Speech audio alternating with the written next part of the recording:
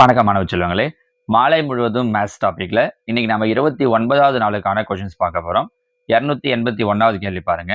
8ஐ குறைந்தபட்சம் ஒரு இலக்கமாக கொண்டு 8, 5, 2, 1, 7, 6 ஆகிய இலக்கங்களால் உருவாக்கப்படும் ஒரு ஈரிலக்க எண்களின் எண்ணிக்கை. The number of combinations of two-digit numbers having 8 as at least one of the digits from the digit 852176 is. அதாவது 2 டிஜிட் நம்பர் இந்த நம்பர்லாம் யூஸ் பண்ணி உருவாக்கணும்னு சொல்றாங்க. அதில் கண்டிப்பாக என்ன நம்பர் இருக்கணும் அப்படின்னா 8ங்கிற நம்பர். இப்போ உதாரணத்துக்கு பாருங்களேன், 8ஐயும் 5ஐயும் சேர்த்து எழுதுறோம் அப்படின்னா 85, 5ஐயும் 8ஐயும் சேர்த்து எழுதுறோம் அப்படின்னா 58. கரெக்டா? அடுத்தது 8ஐயும் 2ஐயும் சேர்த்து எழுதுறோம் அப்படின்னா 82. அப்படியே மாற்றி 2ஐயும் 8ஐயும் சேர்த்து எழுதுறோம் அப்படின்னா 28. அடுத்ததா 8ஐயும் 1ஐயும் சேர்க்கிறோம் அப்படின்னா 81. அப்படியே திருப்பி என்ன எழுதலாம்? 18 அப்படின்னு எழுதலாம். கரெக்டா? அடுத்ததா 8 கூட 7 சேர்க்கிறோம் அப்படின்னா 87. அதையே திருப்பி எழுதுறோம் அப்படின்னா 78. ரைட்டா? அதுக்கப்புறம் 8 கூட 6 சேர்க்கிறோம் அப்படின்னா 86. அதையே திருப்பி எழுதுறோம் அப்படின்னா 68. முடிஞ்சு பாருங்க. அப்போ மொத்தமா எத்தனை நம்பர் வரும் அப்படின்னு அவங்க கேட்டிருக்காங்க. எத்தனை நம்பர் வருது? 1, 2, 3, 4, 5, 6, 7, 8, 9, 10. ஸோ மொத்தமா நம்மளால உருவாக்க முடிந்த எண்கள் 10. அவங்க இன்னொன்று என்ன சொல்லியிருக்காங்க அப்படின்னா, நம்ம இன்னும் சிலர் என்ன ஐடியா தோணும்னா, சார் 8ஐயே 2 வாட்டி எழுதி 88ன்னு எழுதலாம் இல்லையா அப்படின்னு தோணும். ஆனா அவங்க கொடுத்துருக்கிற நம்பரோட நம்ம மற்ற நம்பர்ஸை சேர்க்கிறப்ப நமக்கு மொத்தமா கிடைக்கக்கூடியது 10 எண்கள் தான். ஒரே நம்பரை 2 வாட்டி யூஸ் பண்ணலாமா பண்ணக்கூடாதா அப்படிங்கிறத பத்தி அவங்க எதுவும் சொல்லலை அப்படிங்கிறதால நாம் அதை எடுத்துக்க முடியாது. சரிங்களா? ஸோ மொத்தமா எத்தனை எண்களை உருவாக்க முடியும் அப்படின்னா 10. சரிங்களா? அடுத்ததா கேள்வி எண் 282. 1ஆம் இடத்தில் ஒன்றினை இலக்கமாக கொண்ட 3 இலக்க எண்களின் எண்ணிக்கை. அதாவது யூனிட் டிஜிட்ல 1 அப்படிங்கிற நம்பர் வரணும். 3 இலக்க எண்கள்ல உதாரணத்துக்கு 100 அதுக்கப்புறம் அப்படின்னு அர்த்தம். இப்போ 100க்கு அப்புறம் பாருங்க 101, கடைசியா 1ன்னு முடியுதா? அந்த மாதிரி 1ஆம் இடத்தில் ஒன்றினை இலக்கமாக கொண்ட 3 இலக்க எண்கள். 101க்கு அப்புறமா என்ன எழுதலாம்? 111, 121, 131, 141, 151, 161, 171, 181, 191 எழுதலாம். கரெக்டா? அதுக்கப்புறம் 201 வந்துடும். ஸோ நமக்கு 100ல மட்டுமே எத்தனை நம்பர் வருதுன்னா 1, 2, 3, 4, 5, 6, 7, 8, 9, 10 நம்பர் வருது 100ல மட்டுமே. இதே மாதிரி 100ல எழுதணுமா? 200ல எழுதலாம், 300, 400, 500, கரெக்டாமா? 501, 511 அது மாதிரி சொல்றேன். 600, 700, 800, அதே மாதிரி 900, 901, 911 அப்படின்னு சொல்லிட்டு 991 வரைக்கும் எழுதலாம். ஸோ மொத்தம் 1, 2, 3, 4, 5, 6, 7, 8, 9 செட் எழுத முடியும். ஒரு செட்ல 10 நம்பர் வருது. அப்போ 9 செட் இல்லையா மொத்தம்? அப்போ 9 பைத்து மொத்தம் எத்தனை நம்பர் வரும் அப்படின்னா 90 நம்பர் வரும். கரெக்டா புரிஞ்சுக்க முடியுதா உங்களால? சரிங்களா? நீங்க 90 நம்பரையும் எழுதி பார்க்க முடியாது. ஒரு செட்டை கண்டுபிடிச்சிட்டு மொத்தம் எத்தனை செட்டு வருமோ அதனால மல்டிப்ளை பண்ணிட்டோம்னா முடிஞ்சிச்சு பாருங்க. ஸோ மொத்தம் எத்தனை நம்பர் கிடைக்கும் அப்படின்னா அவங்க சொன்னதுபடி 90 நம்பர் கிடைக்கும். சரிங்களா? அடுத்ததா 283. ஏ மற்றும் பி ஆகிய படங்களுக்கு இடையே ஒரு தொடர்பு உள்ளது. அதே மாதிரியான தொடர்பு மற்றும் சி மற்றும் டி இடையில் இருக்குமானால் மாற்று விடைகளிலிருந்து டினை தேர்ந்தெடுக்கும். இது பாருங்க, நம்ம இதுக்கு அடுத்து கொடுத்துக்கிற கொஸ்டின் எல்லாமே பார்த்தீங்க அப்படின்னா இந்த மாதிரி டயராம் வச்சு தான். ஏன்னா இது வரைக்கும் நம்ம பார்த்ததுல நிறைய கொஸ்டின்ஸ் டயராம் வச்சு பார்க்கல, எல்லாம் நான் உங்களை வேர்ட்ஸாவே சொல்லிட்டு இருக்கேன் இல்லையா? ஆனால் கண்டிப்பாக நீங்கள் அட்டன் பண்ண வேண்டிய ஒரு முக்கியமான டாபிக் அப்படின்னு பார்த்தீங்கன்னா அந்த டயராம் வச்சு அவங்க கொடுக்கறது தான். அது உங்களுக்கு ரொம்பவே ஈஸியாக இருக்கும், புரிஞ்சுக்கிறதுக்கும் எளிமையாக தான் இருக்கும். இப்போ இதில் பாருங்க, ஏ கொடுத்துருக்காங்க. ஏ என்ன பண்ணியிருக்காங்கன்னா ஒரு முக்கோணம் கொடுத்துட்டு உள்ள சதுரம். கரெக்டா? பி என்ன பண்ணியிருக்காங்க? அப்படியே சதுரத்தை வெளில போட்டு உள்ள முக்கோணம். அப்போ சி பாருங்க, வட்டத்துக்குள்ள சதுரம். கரெக்டா? ஸோ என்ன பண்ணணும்? இங்கே வெளியில இருந்து உள்ள போயிடுச்சு இல்லையா? அந்த மாதிரி வெளியில உள்ள இருக்கிற சதுரம் வெளியில வந்துடும், வெளியில இருக்கிற வட்டம் உள்ள போயிடும். அப்போ நமக்கு ஆன்சர் என்ன வரணும் அப்படின்னா சதுரம், சதுரத்துக்குள்ளாடி வட்டம்.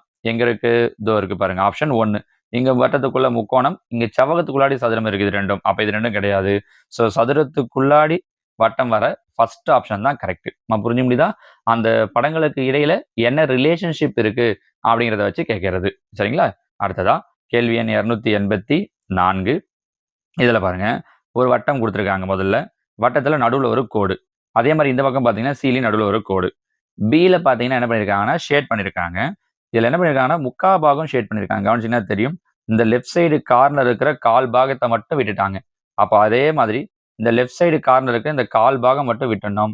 மீதி எல்லாத்தையும் ஷேட் பண்ணாதான் நமக்கு என்னவா கிடைக்கும்னா டி கிடைக்கும். பாருங்க, அப்ப அந்த மாதிரி எது இருக்கு? இதோ ஃபர்ஸ்ட் ஆப்ஷன் தான். இந்த லெஃப்ட் சைடு கார்னர் இருக்கிற கால் பாகத்தை மட்டும் விட்டுட்டு மீதி எல்லாத்தையும் ஷேட் பண்ணியிருக்காங்க பாருங்க. கரெக்டா? ஸோ இதுக்கு உண்டான சரியான விடை ஆப்ஷன் 1. சரிங்களா? அடுத்ததா கேள்வி எண் 285. இதுலயும் அதே மாதிரி அந்த டிங்கிற இடத்துல என்ன படம் வரணும் அப்படிங்கிறது தான். பாருங்க, ஒரு சர்க்கிள் கொடுத்துட்டு 2 கோடு போட்டிருக்காங்க. அடுத்ததா அதே கோடு என்னவா இருக்கு அப்படின்னா, இந்த சர்க்கிளை இப்படி திருப்பிட்டாங்க. இப்படி இருக்கிறத ஒரு ஹாஃப் ரவுண்ட் இப்படி திருப்புறாங்க அப்படின்னா, இந்த கோடு 2 இப்படி வந்துருமா? அப்ப இப்படி ஆயிடும். அதே மாதிரி இந்த சதுரத்தை ஒரு ஹாஃப் ரவுண்ட் திருப்பணும்னா அது இப்படி வந்துடும். ரைட் சைடுல எக்ஸ்ட்ரா ஒரு கோடு போட்டிருக்காங்க இல்லையா? அந்த மாதிரி ரைட் சைடுல ஒரு கோடு போட்டுக்கிறோம். நடுவுல பாருங்க, இங்க ரவுண்ட் இருக்கு, உள்ள இங்க ரவுண்டா டாட் பண்ணியிருக்காங்க. அப்ப இங்க ஸ்கொயர் இருக்கு. ஸோ நாமளும் உள்ள என்ன பண்ணணும் அப்படின்னா, ஸ்கொயரை டாட் பண்ணணும். கரெக்டானு பாருங்க. எங்க இருக்கு? ஆப்ஷன் 4.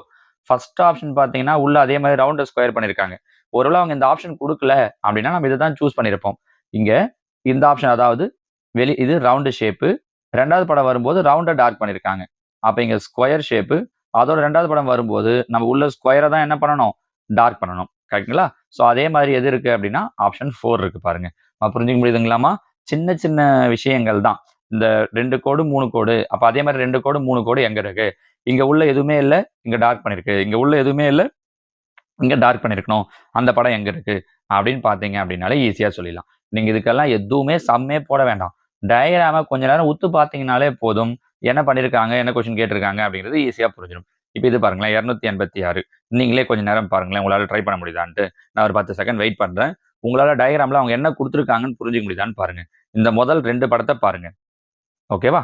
அதே மாதிரி இந்த சிக்கும் டிக்கும் ரிலேஷன் வரணும் அப்படிங்கிறது தான் அவங்க சொல்லியிருக்கிறது. கரெக்டா? இப்போ இந்த படத்துல பாருங்க, ஏவில் இங்க ஏரோ மார்க் இருக்கு, இங்க டாட் இருக்கு. பில பாருங்க, இந்த டாட் இங்க வந்துருச்சு. ஆனா எப்படி இருக்கு? டார்க்கா இருக்கு. இங்க ஓப்பனா இருந்துச்சு. கரெக்டா இங்க வெறும் வெள்ளை கலரா இருந்துச்சு. இங்க டார்க்கா இருக்கு. அப்ப அதே மாதிரி இங்க வெறும் வெள்ளை கலரா இருக்கிற இந்த ஸ்கொயர் இந்த இடத்துல வரும்போது என்னவாயிடும் அப்படின்னா டார்க் ஆயிடும். ஆன்சர்ல ஃபர்ஸ்ட் அது எங்க இருக்குன்னு பாருங்க. இந்த பக்கம் டார்க்ல ஸ்கொயர் இருக்கணும். இங்க ஒண்ணு இருக்கு, இங்க ஒண்ணு இருக்கு. அப்ப இது ஆன்சர் கிடையாது, இது ஆன்சர் கிடையாது. சரி, இந்த ஏரோ மார்க் பாருங்க. இங்க இருந்த ஏரோ மார்க் இங்க கீழே வரும்போது என்னவா இருக்கு? வி ஷேப்ல இப்படி இருந்தது, இப்படி ஆயிருக்கு. அப்ப இங்க இருக்கிற இந்த ஏரோ மார்க்கும் அதே மாதிரி இங்க வரும்போது இந்த வி ஷேப்ல ஆகணும். ஸோ டயக்ராம்ல எங்க இந்த மாதிரி இருக்கு? இங்க அப்படியே ஏரோ மார்க் கொடுத்துட்டாங்க. அப்ப இது கிடையாது. இங்க பாருங்க, ஏரோ மார்க் அதே மாதிரி வி ஷேப்ல கொடுத்துருக்காங்க. அப்ப இங்க நமக்கான ஆன்சர் எது அப்படின்னா ஆப்ஷன் 1. நம்ம புரிஞ்சு முடியுதா? அந்த ஃபர்ஸ்ட் 2 டயக்ராம்ல அவங்க எப்படி கொடுத்துருக்காங்கன்றத கவனிச்சிங்கன்னா 3க்கும் 4க்கும் சொல்லிடலாம். இது ஒரு டைப். என்னது? ஃபர்ஸ்ட் 2 டயக்ராம் வச்சு 3rd 4th ரிலேட் பண்றது. இன்னொன்னு என்ன அப்படின்னா, கொடுக்கப்பட்ட 3 படங்களின் தொடர்ச்சியாக டி இருக்குமெனில் டியினை தேர்ந்தெடுக்க. அதாவது அங்க ஏபிக்கு ரிலேஷன், சிடிக்கு ரிலேஷன் சொன்னாங்களா? இங்க அப்படி கிடையாது. ஏவுக்கு அடுத்து பி, பிக்கு அடுத்து சி, சிக்கு அடுத்து என்ன வரும் அப்படின்னு கேட்டிருக்காங்க. இங்க பாருங்க, ஒண்ணுமே இல்லை. ஏவில் இப்படி ஒரு கோடு போட்டிருக்காங்களா? பில அதே கூட திரும்பவும் இப்படி போட்டிருக்காங்க.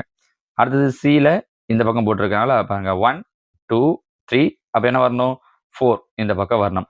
அப்போ ஸ்கொயருக்குள்ளாடி இந்த மாதிரி மேல ஒரு கிராஸ் மாதிரி இருந்துச்சுன்னா முடிஞ்சிச்சு. ஸ்கொயருக்குள்ளாடி கிராஸ் மாதிரி எங்க இருக்கு?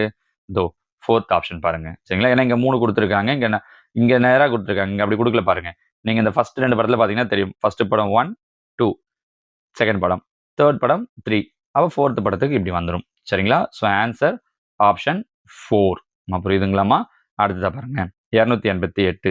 இது நீங்க ரொம்ப ஈஸியா சொல்லலாம் பாருங்க. ஒண்ணுமே இல்லை. ஜஸ்ட் அவங்க என்ன பண்ணிருக்காங்க அப்படின்னா, ஒரு ஸ்ட்ரெயிட் லைனை வரைஞ்சிட்டு அதுக்குள்ளாடி சின்ன சின்ன கோடு போட்டிருக்காங்க. இதுல பாருங்க, இந்த முதல் கோடு மேல பார்த்துருக்கு, மீதி கோடெல்லாம் நேரா இருக்கு. இங்க 2வது கோடு மேல பார்த்துருக்கு, மீதிலாம் நேரா இருக்கு. இங்க 3வது கோடு கிராஸா இருக்கு, அதாவது மேல் பார்த்துல கிராஸா இருக்கு, மீதி எல்லாம் நேரா இருக்கு. 1வது கோடு, 2வது, 3வது கோடு. அப்ப இங்க எத்தனாவது கோடு இந்த மாதிரி கிராஸா இருக்கணும்? 4வது கோடு. மீதி 3 எப்படி இருக்கும் அப்படின்னா நேரா இருக்கும். ஆனா இங்க பாருங்க, இங்க 1வது கோடை கொடுத்துருக்காங்க, இங்க எல்லாமே நேரா இருக்கு. இது ரெண்டுலயும் 4வது கோடு நேரா இருக்கு. ஆனா அவங்க என்ன டிஃப்ரெண்ட் வச்சிருக்காங்க அப்படின்னா, இந்த பக்கமா இந்த பக்கமான்ட்டு.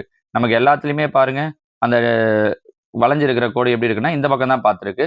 அப்ப இதுலயும் இந்த பக்கம் தான் பார்த்துருக்கணும். So answer option 2. சரிங்களாமா?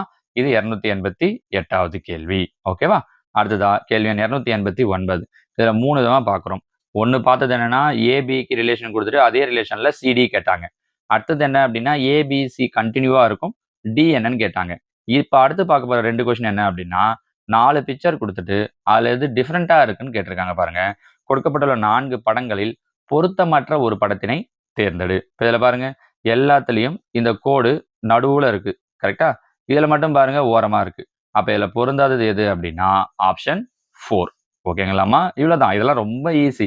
நீங்கள் பார்த்த உடனே சொல்லிடலாம். எதுவுமே சம்மே போட வேண்டாம். உங்களோட கொஷின் பேப்பரை பொறுத்த வரைக்கும் கடைசியாக அந்த கொஷின்ஸ்லாம் இருக்கும். சரிங்களா?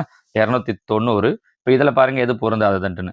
சர்க்கிள் உள்ள ட்ரையாங்கிள், ட்ரையாங்கிளுக்குள்ள சர்க்கிள், ரெக்டாங்கிளுக்குள்ள ட்ரையாங்கிள், ரெக்டாங்கிளுக்குள்ள ரெக்டாங்கிள். இப்போ இதில் கவனிச்சிங்கன்னா இது எல்லாத்துலேயுமே இருக்கிற 2 ஷேப்புமே வேற வேற ஷேப். வெளியில் வட்டம், உள்ள முக்கோணம், வெளியில் முக்கோணம், உள்ள வட்டம், வெளியில் செவ்வகம், உள்ள முக்கோணம். ஸோ ரெண்டும் ஒரே ஷேப் கிடையாது. வெளியிலையும் உள்ள இருக்கிறது ரெண்டுமே வேற வேற ஷேப். ஆனால் இதில் மட்டும் பாருங்க, வெளியில் இருக்கிறதும் செவ்வகம், உள்ள இருக்கிறதும் செவ்வகம். அப்போ இதில் பொருந்தாத எது அப்படின்னு சொல்லி பார்த்தோம்னா ஆப்ஷன் 4. ஓகேங்களாமா? ஸோ இதோட நமக்கு 290 கேள்விகள் முடியுது. நான் நாளைக்கு காலையில் உங்களுக்கு ஒரு மாடல் கொஷின் பேப்பர் நம்மளோட குரூப்பில் அப்லோட் பண்ணுறேன். அந்த கொஷின்ஸுக்கு நீங்கள் ஆன்சர் பண்ணுங்க. அதே மாதிரி நாளையோட இதில் மொத்தமாக நமக்கு 300 கேள்விகள் முடியும். மண்டேவிலிருந்து நான் உங்களுக்கு இதே என்எம்எஸ்க்கான சேட் கொஷின்ஸ் நம்ம இது வரைக்கும் பார்த்தது எல்லாமே என்னன்னா மேட்ல கேட்கக்கூடியது. ஏற்கனவே ஒரு 300 கொஷின் முடிச்சிட்டோம் இல்லையா? இதே மாதிரி நம்ம சேட்டுக்கும் கொஞ்சம் ப்ரிப்பேர் பண்ணணும், நல்லா இருக்கும். ஸோ மண்டே ஆன்வர்ட்ஸ் நான் உங்களுக்கு சேட்ல கேட்கக்கூடிய மேத்ஸ் கொஷின்ஸை இந்த மாதிரி எக்ஸ்பிளைன் பண்றேன். ஓகேவாமா? தேங்க்யூ.